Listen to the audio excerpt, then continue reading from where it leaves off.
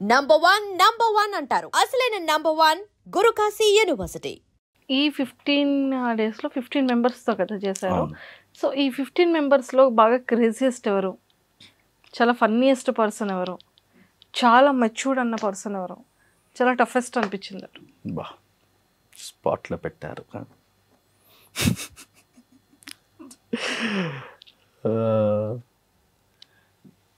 Strong అయితే I feel my self.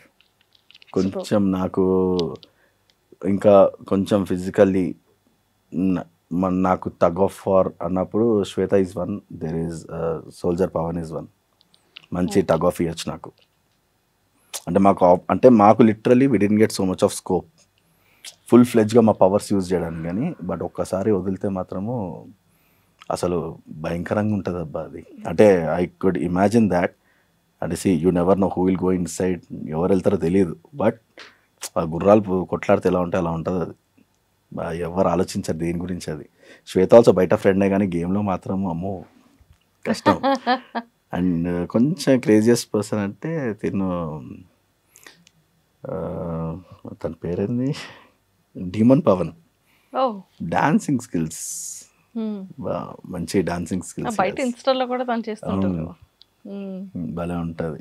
He has that aura of, అంటే అందరితో మంచిగా డాన్స్ చేస్తూ he gets that vibe in. Is one. ఇక మా మాస్క్ మ్యానే కొంచెం మాటలలో ఇవన్నీ కొంచెం డిఫరెంట్. తను సూపర్. డిఫరెంట్ ఏం లేదు, తనతో మాట్లాడాలన్నా కూడా ఆలోచించాల్సి వస్తుంది. వై వాట్ అనేది you can't put it on a point అనిపిస్తుంది నాకు ఎందుకు ఒకసారి. సో బాగా మీ హార్ట్కి బాగా నచ్చిన వ్యక్తులు ఎవరు శ్వేత గారు కాకుండా? కూల్, చిల్, కామ్ ఎవరు లేరండి. అలా ఎవరు లేరు. అంటే everyone has their own two faces. ఇప్పుడు నేను కూడా ఇప్పుడు దిస్ ఇస్ లైక్ అగ్ని పరీక్ష ఇస్ లైక్ నిజంగానే పరీక్ష అది. ఒకసారి నేను యశ్వంత్ కూడా అదే చెప్తున్నా, ఒకసారి నేను లోపలికి వెళ్ళాను అనుకో, I think I change my character I feel అనిపిస్తుంది. అంటే పాస్ అవడం కోసం ఏదైనా చేయాలి మరి.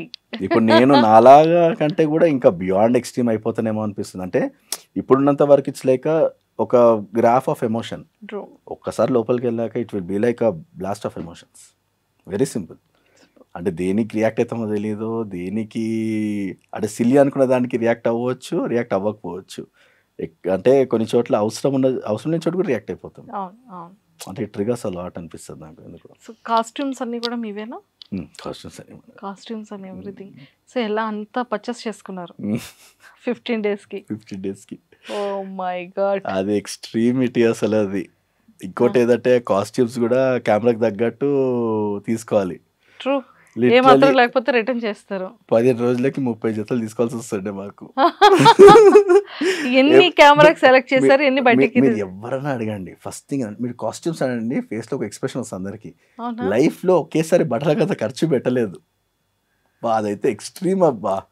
దీనికన్నా ఖర్చు అంటే ఇప్పుడు ఆల్మోస్ట్ ఇప్పుడు ఇంట్లో వేసుకోవడానికి సంవత్సరం దాకా అవసరమే లేదు మనకు అన్నట్టుంది పరిస్థితి. అన్ని కాస్ట్యూమ్స్ కొనుక్కున్నారు. ఓకే. సో ఎంత అయింది? 30 కాస్ట్యూమ్స్, 30 పేర్స్ అయ్యిందండి. బాగానే ఆల్మోస్ట్ 50,000-60,000 దాకా ఉండొచ్చు. 50,000 to 60,000. అండ్ షూస్ ఇంకోటి ఏంటంటే బ్రాండ్ కనిపించద్దు. Oh, that is a big thing కదా. మీరు వేసుకునేవి యూజ్ చేసే మేకప్ థింగ్స్ ఏవి కూడా బ్రాండ్ కనబడకూడదు. సో అంత జాగ్రత్త. ఇప్పుడు అట్లాంటి బ్రాండ్ దొరకాలంటే వెతికి తీసుకోవాల్సి వస్తుంది. Oh my God. So final గా ఇన్ని టాస్క్లు ఫేస్ చేసి ఈవెన్ దో డ్రెస్సెస్ విషయంలో కూడా పెద్ద టాస్క్ ఫేస్ చేశారు. 10 రోజులకే ఇంత ఖర్చు అయితే మరి తర్వాత హౌస్ లో పోతే ఖర్చు ఎంత ఉంటుందో అనేది పెద్ద క్వశ్చన్ మార్క్. ఇప్పుడు క్వశ్చన్ మార్క్. ప్రసన్న గారు, సో మీకు ఏమైనా లెగ్ పెయిన్ ఉంటుందా ఇప్పటికీ కూడా? యా అండి, ఉంటుంది. సో ఎక్కడి నుంచి లెగ్ రిమూవ్ చేశారు? So basically knee joint. So oh, కాకపోతే ఇది యాక్చువల్లీ ఇంత ఉంది, బట్ ఇంతే ఉంటుంది leg. Okay. So whole pressure మొత్తం ఇక్కడే ఉంటుంది. ఓకే. సో లిఫ్ట్ చేసేటప్పుడు కూడా ఒక ఎడ్జ్ నుంచి లిఫ్ట్ అన్నట్టే ఉంటుంది. ఓకే. సో చాలా కేర్ఫుల్ ఉండాలి యాక్చువల్లీ టాస్ చేసేటప్పుడు కానీ ఇప్పుడు కానీ. సో యూజువలీ పెయిన్స్ వస్తుంటాయి ఇక్కడ పెయిన్స్ వస్తుంటాయి. సో ఇప్పుడు అలవాటు అయిపోయింది. బట్ అంటే ఒక బేరబుల్ లిమిట్ ఉంటుంది మనకి, Hmm. అది అలవాటు అయిపోయింది ఇప్పుడు ప్రస్తుతానికి. Okay. దానికంటే బియాండ్ అయితే ఇంకా ఇది. సో బేసిక్గా సిలికాన్ లైనర్ ఉంటుంది మనకి లోపల. ఓకే. సో అది ఏమైపోతుంది అంటే ఆ హీట్కి రబ్ అయిపోవడంతో స్కిన్ అనేది బర్న్ అవుతుంటుంది. సో దానివల్ల పెయిన్ అనేది అవుతుంటుంది. ఓకే. ఓకే.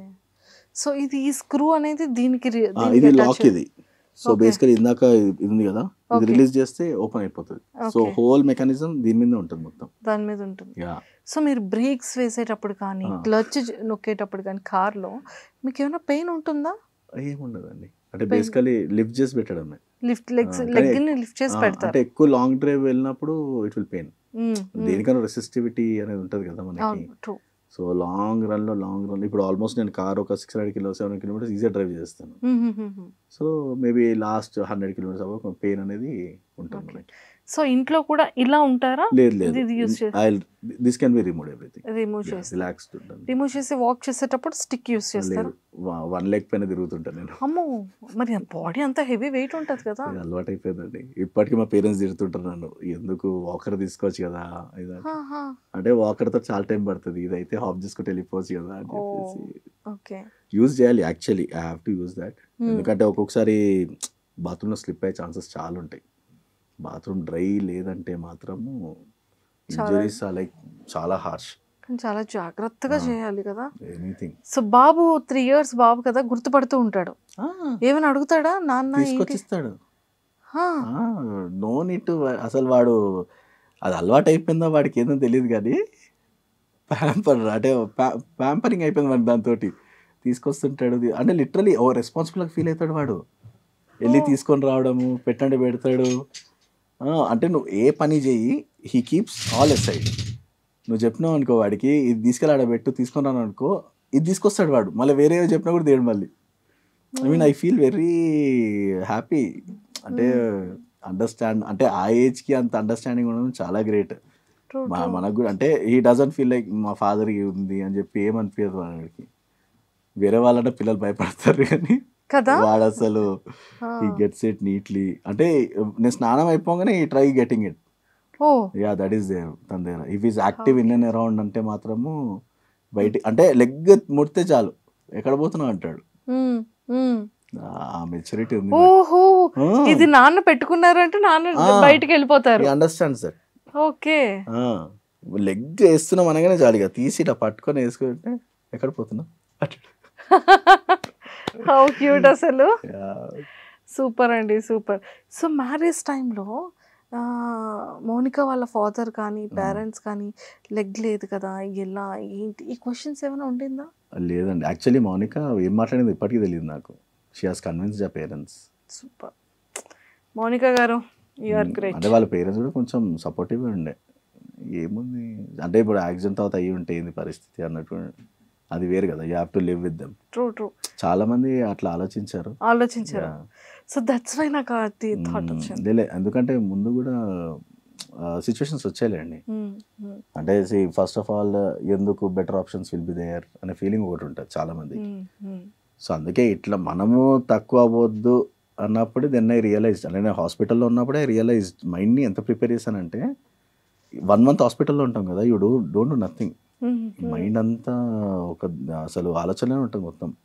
ఫ్యాంటమ్ లింపెన్స్ ఉండేటివి. సో బాత్రూంలో పడిపోవడము, లిటరలీ స్టైల్ సినిమా చూపిస్తారు చూడండి, బెడ్ నుంచి పడిపోవడం, అట్లా ఇట్ హ్యాపెన్స్.